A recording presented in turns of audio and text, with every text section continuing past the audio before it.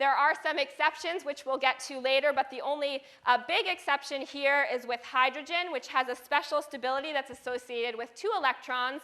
This should make a lot of sense because we know that a hydrogen has 1s as its outermost or valence orbital, so it can be filled up just with 2 1s electrons.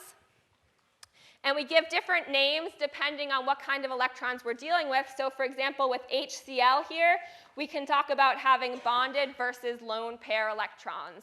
So in terms of the Cl atom, we need to talk about each atom individually. How many bonding electrons does Cl have?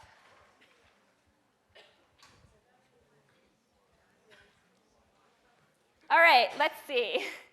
We've got a mixed response here. It turns out it has 2 bonding electrons. I heard some people say 1, and that's a good guess, but remember, they're actually sharing. So these 2 electrons, they belong to chlorine. They also belong to hydrogen, but they do, in fact, belong to chlorine as well. There's no one person owning them, so they both have 2 electrons here that are bonding. So how many lone pair electrons do we have? Okay, here's 6 and 3, so both are sort of right. We have 6 lone pair electrons, which means that we have 3 lone pairs. So in terms of thinking about how to draw Lewis structures, I won't go through this today or any day in terms of just reading through the rules. You can read that yourself.